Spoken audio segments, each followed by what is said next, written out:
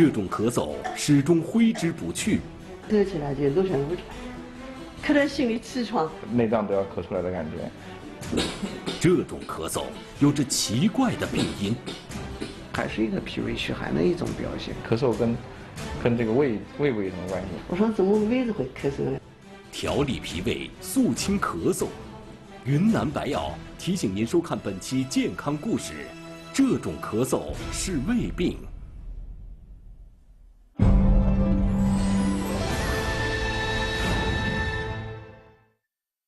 观众朋友您好，欢迎收看这一期的《中华医药》。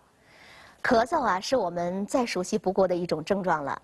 别看它不起眼儿，有时候折磨的人啊是苦不堪言，还常常对它束手无策。有2位朋友就是因为咳嗽而烦恼，而解决他们烦恼的办法又让他们深感意外。到底发生了什么？一起走进今天的健康故事。2014年春节前几天，南京的刘女士突然犯上了咳嗽。一开始咳的时候，我怀疑是我受凉了，可能是感冒引起，我自己怀疑，然后就这么就咳下来了，就咳就没治好。有点小病小痛，刘女士通常都是自己先找些药来对付。像哪个药啊说止咳嗽的买了好多，还有留基本的名字了，自己反正就是买回来吃，吃了好多也不管用。以往凭经验找点药吃会管些用，但是这一次刘女士吃药不但不见好，咳嗽还在加重。咳嗽起来就露神不出来，咳得心里气喘，咳得上气不接下气的这些都有。一咳嗽嘛，就头会发炸，炸了就发炸头才是。一拖了将近3个月的时间，咳嗽就像一个挥之不去的阴影，始终纠缠不放。咳的就到了，咳的嘛，就是人的精神不好。无独有偶，那段时间同样家住南京的韩先生也是咳个不停，他也以为自己是感冒了。但这次的咳嗽似乎和以往的感冒咳嗽还不太一样。之前感冒咳嗽一般都是那个喉咙比较痒，咳嗽能感觉止痒的作用。然后这次咳嗽呢，就感觉就从更深层次的往外气的那种往外咳。除了干咳没有痰之外，韩先生也体会到了这种咳嗽的另一个特征。你感觉一股气顶上来之后就要咳嗽，一咳嗽呢，咳嗽起来就要咳嗽好几分钟，就是连续的咳嗽了就是感觉把内脏都要咳出来的感觉。剧烈的咳嗽让韩先生感到难以招架，他不得不去了医院。呼吸科、那个耳鼻喉科拍了胸片，做了这个血常规，做了很多检查，还有包括肝胆 B 超都做了，能排查的这边基本上都，包括能排查基本上都把排查过了，基本上也没查出什么太大的问题。一边是难忍的咳嗽，一边是检查没有问题，这让韩先生一头雾水。就在这时，朋友向他推荐了一位中医金小晶医生。经过一番望闻问切之后，金医生建议韩先生喝中药和做一些针灸治疗。中脘、内关还有足三里这些穴位的话呢，中医呢主要都是脾胃胃穴，可以帮助呢这个降利之后，改善他的这种胃肌上利的这种不适感。金医生选择的中脘穴是针对消化系统疾病的穴位，内关穴有和胃降逆的作用，而大家熟悉的足三里是足阳明胃经上的主要穴位，也是具有调理脾胃的功效。金医生不会是弄错了吧？韩先生可是来看咳嗽的呀。我觉得也很纳闷，因为咳嗽跟这个胃部有什么关系？他来的时候理解只知道是肺才会咳嗽，只是说这个医生会看咳嗽，而不是想到这个胃病会引起咳嗽。因为久咳不止，刘女士也到医院寻求帮助。巧的是，找的也是金小晶医生。你这个是胃咳，我说怎么胃子会咳嗽呢？我说我是气管咳还是肺子咳？他说胃科。这个胃科的话呢，中医讲的话，五脏六腑兼定人科，肺督肺也，就是说咳嗽呢只是一个把气管，它的根源呢原因会有各种各样的，它还是一个脾胃虚寒的一种表现。尽管金医生对刘女士和韩先生的咳嗽已经做出了判断，但是他们俩对此都不太相信。中东有胃是好的，跟我从来没有说是有胃病，我没听见过。我生活上面各方面，我这个人比较随便，也不忌嘴，家里的有什么吃什么，我也不挑食，所以我胃是很好。说实话，对胃这一块的话，因为我原来之前胃基本上没有任何问题，也没有出现过任何胃不适的症状，我连胃疼都不知道是在哪边疼。刘女士和韩先生似乎对金医生的诊断不以为然，他们只是在强调自己的痛苦，尤其是那难过的夜晚。睡觉然后就咳嗽然后就被咳醒了，睡不着，然后就走起来，咳得头疼，晚上也睡不着觉。有时候睡着了之后呢，然后这个感觉一股气顶上来之后就要咳嗽，一咳嗽呢，咳嗽起来就要咳嗽好几分钟，然后就直接有时候会在睡梦中直接醒来要咳嗽好长一段时间。然而，他们描述的这种在夜里咳嗽会加剧的这个症状，反而让金医生更加坚定了自己的判断。叫胃不和则卧不安，胃里面不调和啊，胃气不和啊，晚上睡觉睡不好。既然是胃的问题，那他们自己怎么会没感觉呢？可能有几个原因啊，一个是胃的症状呢比较轻，不明显，他感受不到，这是一种原因。还有呢，就是说过去呢，他长期有一些这种胃的症状呢，他也不把它当个病。比如说呢，他胃胀嗳气，但是胃胀嗳气，这有的人消化差一点，他以为是很正常的，实际上这时候是反映了一种胃动力比较差的一种表现。在与金医生的交流中，他们似乎回想起自己的胃部，似乎确实有过一些不起眼的小症状。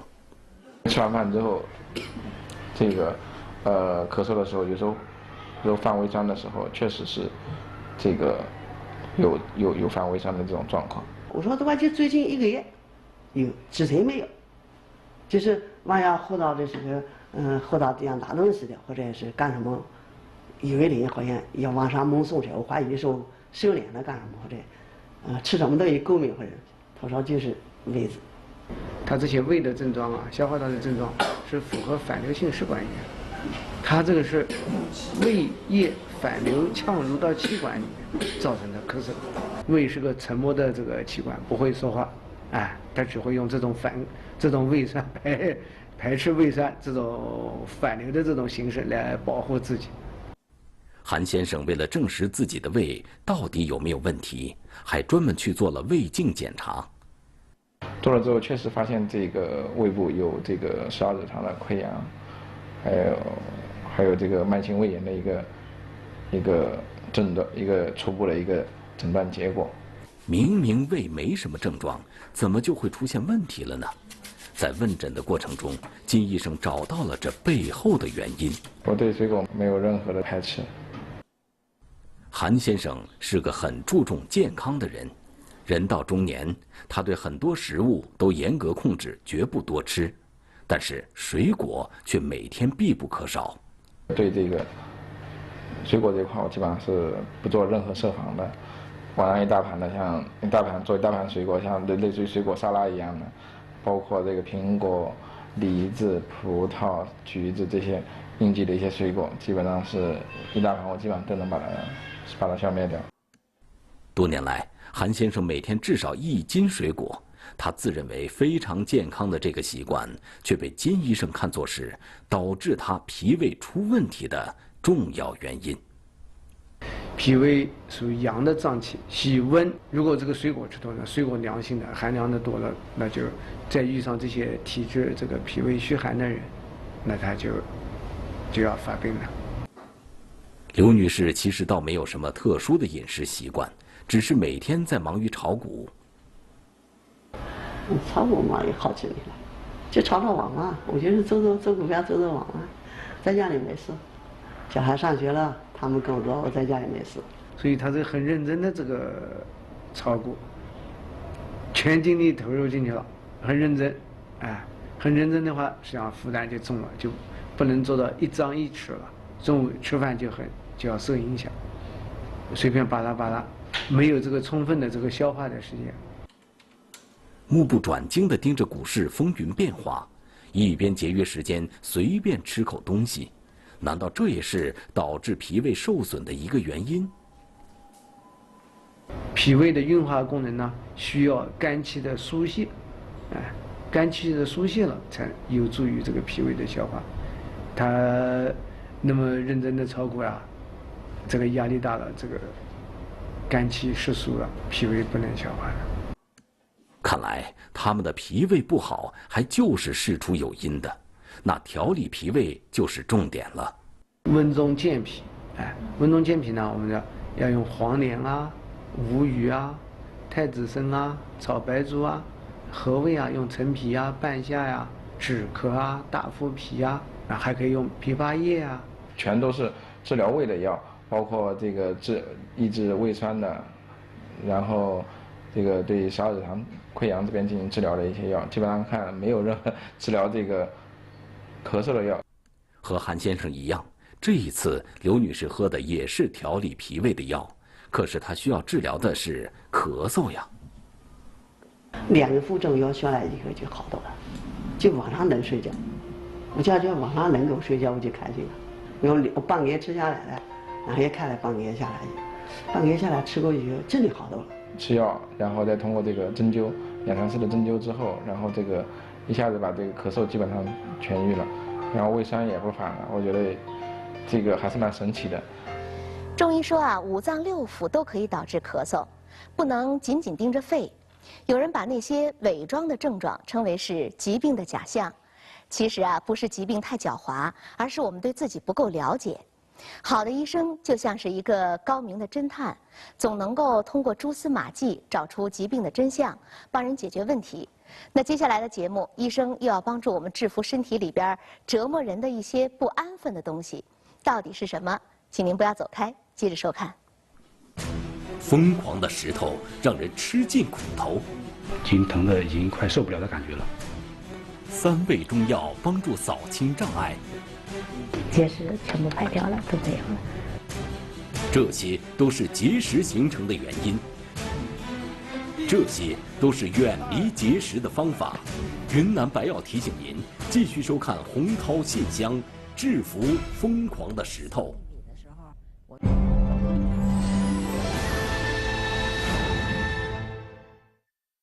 观众朋友您好，这里是中华医药，欢迎您继续收看。首先要欢迎今天来到我们演播室做客的2位专家。白英堂，中国人民解放军第411医院男科主任、副主任医师，擅长中西医结合治疗泌尿系统结石、前列腺疾病等。郎根强，中国人民解放军第411医院泌尿外科主任、副主任医师，在泌尿系统结石、前列腺疾病等领域具有丰富的临床经验。欢迎白主任和郎主任，欢迎你们。欢迎健康问诊团的各位嘉宾朋友，欢迎大家。咱们今天要关注的这种疾病啊，和我们郎主任带来的这些瓶子里边的东西有关。这是从人体里边取出来的各种各样的结石。有不少的人啊，就是吃尽了这些石头的苦头。下面我们通过一短片来了解一下。这边背上这边也痛，就后背嘛，就这边很痛，就感觉到痛的，就脸都发青的那种感觉，就发白那种，痛得不得了。去年10月出现的那次疼痛，于女士至今也忘不了，整个腰腹部疼痛难忍，同事赶紧给她拿来止疼药。我回去用了一下，还是很疼，疼的就是在床上打滚的那种感觉，翻来覆去都就是坐也不是，站也不是，在床上都直打滚的那种。不得已，于女士被家人送到了医院。医生就帮我拍了一个那个 B 超，就是说感觉那个结石好像掉到那输尿管里面去了。同样是在去年，上海的赵先生也领教到了节食的厉害。在床上我就不停地打滚了，我已经就是说脑子里边一片空白，只是感觉到整个腰部从左到右，整个腰部一直在疼，就是那种钻心的那种绞痛。平时觉得自己忍受力挺强的赵先生，没想到这次也招架不住了。过了大概有几分钟，5分钟左右吧，浑身开始冒汗，就是眼睛开始有点发花的感觉了，就是我知道这个感觉已经疼得已经快受不了的感觉了。而赵先生的诊断结果是输尿管结石加双肾结石，有8颗结石，输尿管里面有1颗。程女士自己本身是一位妇产科医生，她对严重的疼痛都非常熟悉。最痛苦的是什么？一个分娩痛，再一个我觉得是结石痛。分娩的阵痛，你可以想象啊，这个痛，形容不上来，但是特别痛苦。她把结石痛称为世界上最难忍的疼痛之一。而他自己就饱受这种疼痛的折磨，半夜就是突然疼醒以后就是睡不了觉，我蹲在床边就站不起来，痛的就是，你自己没法控制你自己，就是人也站不起来，就是绷着马桶，或者恨不得都趴在地上。检查结果显示，程女士的2个肾脏一共有大大小小15颗结石。刚才我们通过这个短片看到了几个病例，都是饱受石头折磨的，只不过有的是在肾脏，有的是在输尿管。我们统称为尿路结石。那么那个结石的话，如果说在不同的部位的话，它这个导致这个症状是不太一样的。如果在肾脏里的话，主要是引起一些钝痛，最痛苦的呢是在输尿管里边。如果说结石在输尿管里以后引起的绞痛，刚刚那个陈女士也是这样，就是说，她这个女性的话最能够体会，就是跟那个分娩痛是差不多的。痛的时候呢，脸色苍白，在床上打滚，还有恶心呕吐，那么会伴有一些这个血尿。我们血尿呢有2种，一种呢就是说我们眼睛能看到的，就是肉眼血尿，很吓人的；还有一种呢就是显微镜看到的镜下血尿。那膀胱结石呢，它的症状特有的症状呢就是。有时候会排尿中断，就是说石头不大不小的时候，把那个尿道给堵住了。那通过活动以后，石头移开了，它又能尿了。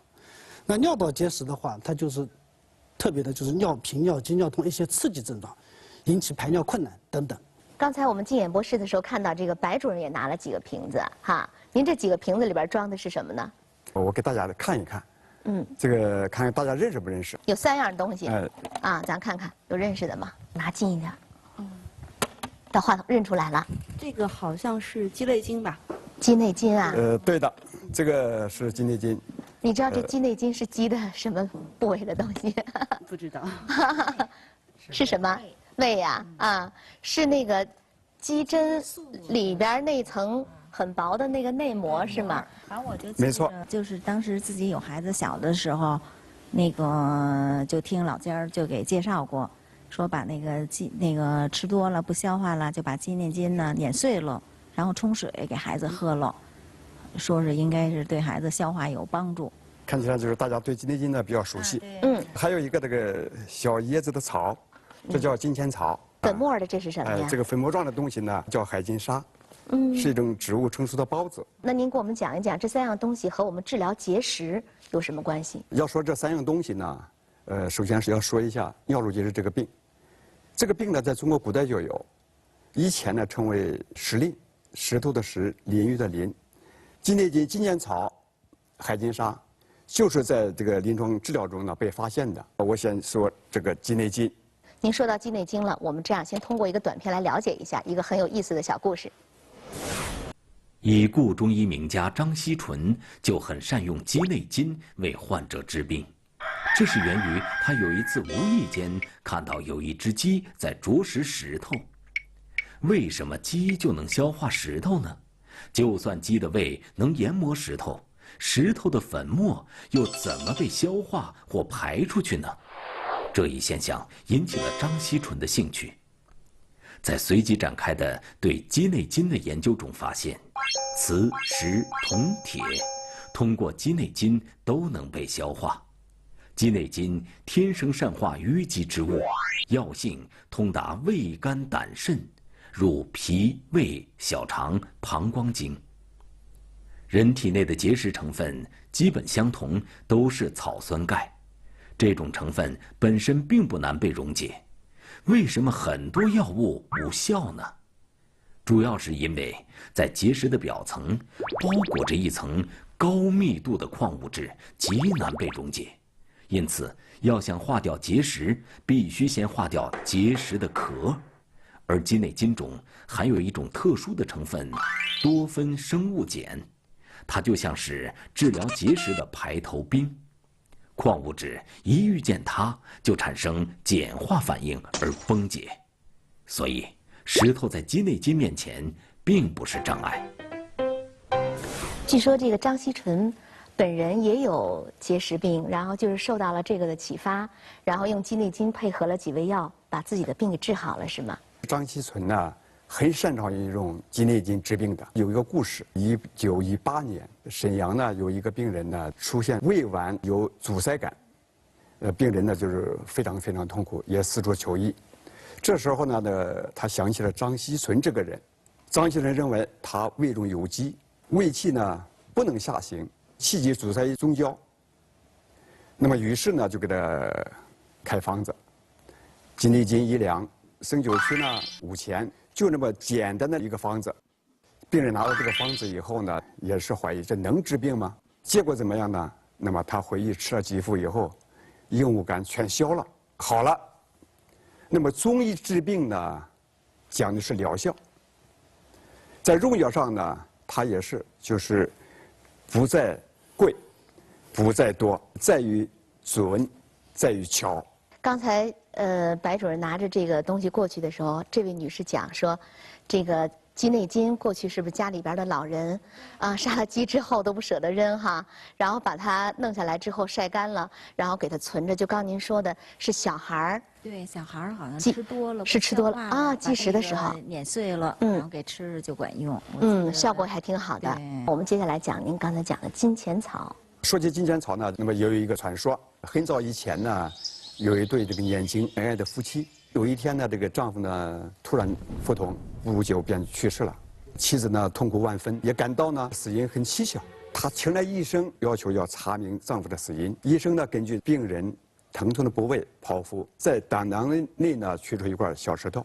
那么妻子为了纪念丈夫呢，就是用红鱼丝线织了一个小网兜，把石头放在里边，挂在脖子上，形影不离地佩戴着。有一天上山砍柴累了休息的时候呢，那么她又想起自己的丈夫，于是就抚摸石头，发现哟石头小了很多，很奇怪。她为了解开这个谜啊，又去请教医生。医生听了以后也很这个纳闷，觉得也很奇怪，但后来一想，那就是说可能他上山砍柴的时候呢，接触到一种草，这种草能化石，那么医生就跟这个妇女呢一起上山，在他砍柴的地方呢，把各种各样的草都割下来，一个一个的包起石头。有一种草呢，它包了石头以后呢，果然石头变小了。那么医生就割了很多很多这样的草，用作治疗结石病。也有人说呢，它能够化石，叫它化石丹；也有人说呢，这种草真了不起，能治病，比金钱还贵重，就叫它金钱草。其实金钱草不但能够化石，更重要的它帮助排石。其实关于金钱草还有一个医案，我不知道大家听说过没有？说这个上世纪60年代的时候啊，当时那个印度尼西亚总统苏加诺受到这个泌尿系结石的困扰，当时呢又不想接受这个西医的这个手术的治疗，就求助于咱们周恩来总理。当时周总理就派了咱们国家非常有名的一个中医专家，叫岳美中，到这个印度尼西亚去给苏加诺总统看病。这个岳先生到了那儿之后啊，就是重用了这个金钱草，据说这个它的量每一剂的药由60克增加到210克，最后经过一段时间的治疗之后，苏加诺总统的病就好了。当时还赞叹我们中医很神奇啊。那刚才我们听2位专家都给我们讲的，尤其讲到了这个金钱草，还有前面这个鸡内金，就通过这2味药，再配合一些其他的，就可以解决结石的问题了，是这样吗？从我的临床经验来说呢，直径在0.6厘米以内的用中药呢，溶石效果比较好。如果石头再大一点的话呢，你要借助这个现代的微创的碎石技术。我们现在呢，主要是2类，一个呢就是说我们叫体外冲击波碎石，通过 B 超定位，在体外把石头打碎以后呢排出来；还有一个呢就是我们通过各种各样的内窥镜进入人体以后，用火激光把结石打碎。疯狂的石头让人吃尽苦头，已经疼得已经快受不了的感觉了。3味中药帮助扫清障碍，结石全部排掉了，都没有了。这些都是结石形成的原因，这些都是远离结石的方法。云南白药提醒您继续收看《洪涛信箱》，制服疯狂的石头。我们在刚刚节目一开始的时候，我们看到了有几位朋友备受这个石头的折磨。下面我们要接着放一个短片，来看一看他们是怎么把这个石头排出去的。他说治疗有分2种嘛，一种是那个火激光的那个微创手术治疗，还有一种是体外碎石治疗。那我就选择了第一种。这种治疗就是赵先生当时选择的那种微创手术。通过内窥镜，医生能清楚地看到石头，并对付它。就近一点，再远一点。哎，好，就这样，这个整，哎好。那么利用这个我们这个水的压力，把那个局部里边形成高压以后，就是把结石从这个穿刺的管子里边冲出来。这是我们这次手术打的这个结石，但石头已经粉末化了，全部在这个上面。赵先生当时体内的石头就是通过这种办法全部粉碎的。不过治疗结束后，医生又有了一个新的建议。他说，角落里面就怕一些残留的结晶体，它不是100%排出来，他就担心就是说你在中药调理下呢，就排的就是说更干净、更彻底。从那之后，赵先生在家天天熬药。就这样喝了将近2个月的汤药，也就药也吃完了，也就感觉到现在还可以，恢复的还挺不错的。于女士由于害怕手术，医生根据她的情况，给她推荐了另一种疗法。有个机器，它就对准你的那个石头的那一块位置，然后就我只听见那个啪啪啪那种声音。于女士当时接受的就是这种体外冲击波碎石法。医生先根据 B 超定位找到石头，然后再用体外冲击波把石头击碎。就是通过体外冲击波聚焦于结石上，然后就是将结石粉碎。粉碎了以后呢，随着尿道就是结石就排出了。大约40分钟的时间，石头已经被击碎，但是医生接下来的话又让于女士担心起来。他说，因为就是说石头毕竟打碎了之后，它动起来估计会疼。跟于女士一样，程女士也不愿意做手术，她也是选择做这种体外冲击波碎石。反正这个不疼就好了，把这块给我碎掉了，排出去就 OK 了。那颗折磨她的石头虽然被击碎了，但是接下来医生对于女士担心的事情发生在了程女士身上。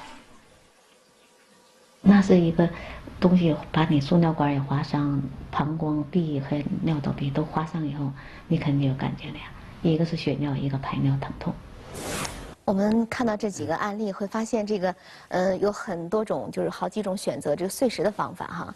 但是会发现患者在排石的过程当中还是很痛苦的。我们的记者在这个网上也会发现一些网友也在求助这个网友说我朋友患有肾结石，用药后正在排石，很痛，如何才能缓解这种非人的疼痛？怎么解决这个问题？海金沙呢可以解决这个问题。我有一个病人，肾结石，我给他开了中药进行排石。有一次小便的时候呢，突然疼痛难忍，面色苍白，昏倒在地。家人呢马上把他送到医院，一看，是一个疼痛性的晕厥。什么原因呢？家人呢就给他煎药的时候呢，忘记放海金沙了。就放了这个海金沙之后，患者在服用这个药排石的时候就没有那种痛苦了，是吗？是的，海金沙确实能够解决这个排石疼痛的问题。这样我们下面通过短片来听一听患者用过这个海金沙之后的感受。石头虽然碎了，为了对付排石过程可能会有的痛苦，医生给于女士也开了中药。然后上厕所的时候看到那个有那种泥沙状的那种碎石，像那种盐一样的那么细微的，有一些嘛会比那个盐稍微大一点，那种就是说比较多密密麻麻的会比较多一点。你这个过程排小便的过程会疼吗？不疼，没感觉到什么症状疼的症状。在经历过排石过程的痛苦之后，程女士也找到了白主任开了中药。这次吃中药以后，他把这个石头化掉了，化掉以后你再排出来，那你就没感觉了。没想到中药喝下去之后，排尿还真的不痛苦了。不过程女士体内一共有15颗石头，那次治疗只击碎了让她疼痛难忍的那颗石头。实际上，她的身体里还有14颗蠢蠢欲动的石头，时刻在威胁着她。在那些石头暂时还没有动起来的时候，程女士也不想去惊动他们，只是一直坚持喝着白主任开的中药。最后这次就是我们吃了中药以后，就是这个结石全部排掉了，都没有了。兴奋得不得了啊！因为终于把这个问题解决了，把这石头彻底清理干净，就没有后顾之忧了。我们记者在采访的时候看到咱们这个医院里边有一面墙叫结石标本展示柜，这上面有好多的瓶子，这一个瓶子里边的，看这些石头，就一个瓶子里边都是一个患者的。对了。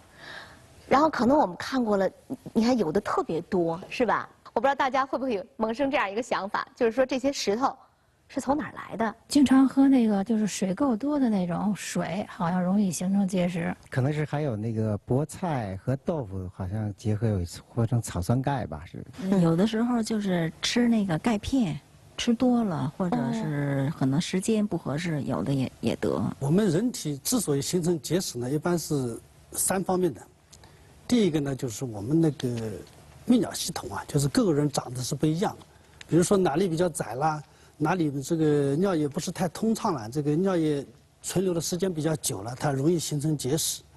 第二个呢，就是我们看不见的，这爹妈给的，就是我们体内的代谢系统，就是主要是这些矿物质，比如说钙磷镁这些矿物质代谢有问题，它容易在尿路聚集形成结石。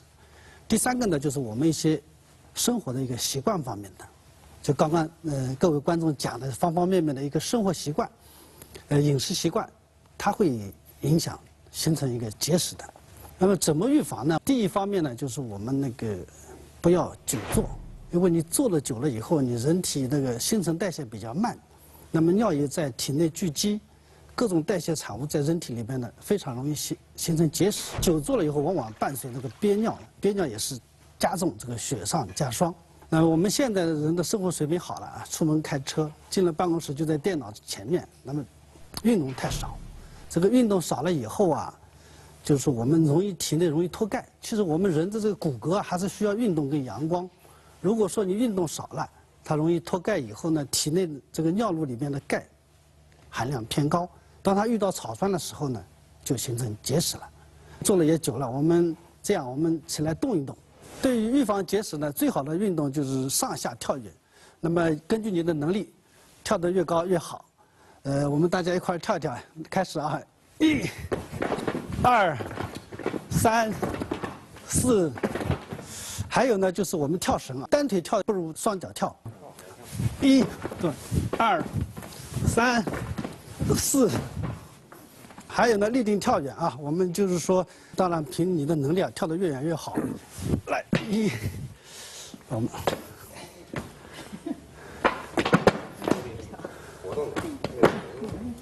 对了，第二个呢就是喝水，水呢是最好的排石药。我们一天大概要喝多少水呢？这个矿泉水呢大概是400毫升，我们一天应该喝4到5瓶以上，才能够满足身体的需要。当然，喝水我们不是一下子喝4瓶啊，最好是每天，就是在各个时间段都喝一点，主要是保持一定的尿量，减少结石的形成。但是呢，现在我们很多人有一些不好的习惯，就是拿饮料来代替水，比如说喝那个碳酸饮料，因为它这个糖分比较高，糖分高了以后特别容易促进那个结石的形成。比如说有些人喜欢喝咖啡，这咖啡里面实际上草酸含量也是很高的。欧洲人他长结石也挺多的，他很多跟咖啡有一定的关系。那么我们还有一些习惯，有些人呢就是说，睡觉可能不是太好，他睡前呢喜欢喝点牛奶，说是有利于睡眠，但是它也有它的副作用。因为牛奶里面钙的含量相当高，我们这个喝了牛奶以后呢，这个出现一个排钙的高峰，人体睡眠了以后，就各种新陈代谢都降低。我们的结石呢不是白天生成的，结石都是晚上长大的。这个喝了牛奶以后呢，雪上加霜。还有呢，我们很多人呢喜欢拿了啤酒当那个解渴的饮料，实际上啤酒里边呢含那个尿酸啦、钙啊、磷啊、钨核苷酸啊，这些含量非常高的，它特别容易形成那个嘌呤结石。第三个呢，我们这个现代人啊，这个生活节奏加快，就是我们对这个一日3餐啊，都是有些问题的。就是早餐很多人不吃，然后中餐呢匆匆忙忙解决，晚上是正餐。那晚上正餐呢，我们吃了大量的这个蛋白质，实际上蛋白质它是酸性的，尤其是动物蛋白，它里边含有很多的这个钙啊、磷啊、尿酸啊这一类。如果说大量进食那个蛋白质以后呢，非常容易形成结石。我们一天人体需要的蛋白其实很少，大概是2两牛肉，或者说3个鸡蛋白就足够了。如果多了以后，对人体是非常不利的。当然，这个蛋白是人体的重要营养成分之一，如果说一点蛋白也不吃也不行的啊。一般我们人体里边排钙的高峰是4到5个小时，就是比如说你7点钟吃的晚饭，那么11点左右的话，它是排钙的高峰，你这个时候进入睡眠了，那特别容易形成结石。白主任有一道饮品要带给我们是吧？也有预防作用的。就这个东西，看看认识不认识？大家看看认识吗？这东西？玉米须子。玉米须子，对的，这个呢是玉米须。我不知道在座的你有没有高血压、高血脂、高血糖的朋友？有。这个我告诉你们，马上就说了。血压、血脂高。啊，玉米须水呀，对降血压、降血脂、降血糖，这个有很好的作用。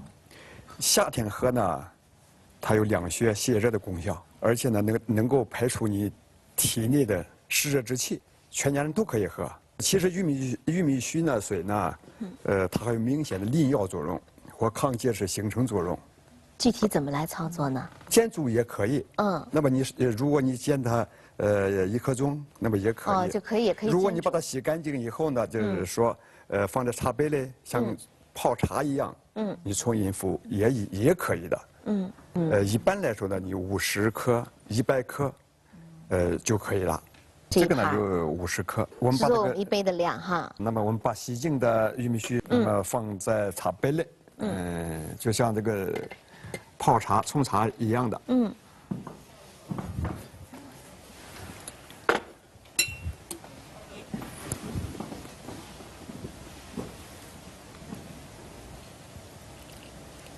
好，差不多了。差不多了。像你味儿都出来了，我闻到一股清香的味儿倒是啊。像我们要是煮的话，您刚才说15分钟是吧？大火烧开以后。烧开以后要煮15分钟。15分钟。那我们要自己在家里就用茶杯这样泡的话，可以。那就得泡的时间更长一点了。因为你泡你。反正我一天都在喝，对，等于是吧？喝。是。我们可以倒出来这个。现在就可以倒了是吧？哎，可以倒出来。让大家尝一尝。尝尝，你们可以品尝一下。来，我给后边这观众拿。来，那个口感怎么样？您拿那话筒。挺好的。我呢，平时就是吃那个鲜玉米的时候，我煮的时候就带点叶儿，然后带点这须子。可以啊，可以。煮好了以后呢，然后这个玉米这煮玉米的水呢凉了，我就当这个水喝，这样呢好不好？可以的。那你这个是真正的是龙须茶了。龙须茶，一股清香味儿哈，挺好喝的。而且这个您不是说我们要真的这么喝的话，一天就不断的往里加水，不到对，就喝一天呢。还可以要掺菊花吗，白主任？可以可以。掺菊花口感也不错，而且还有明目的作用，清肝明目，对吧？菊花是它有这个功效的，可以的。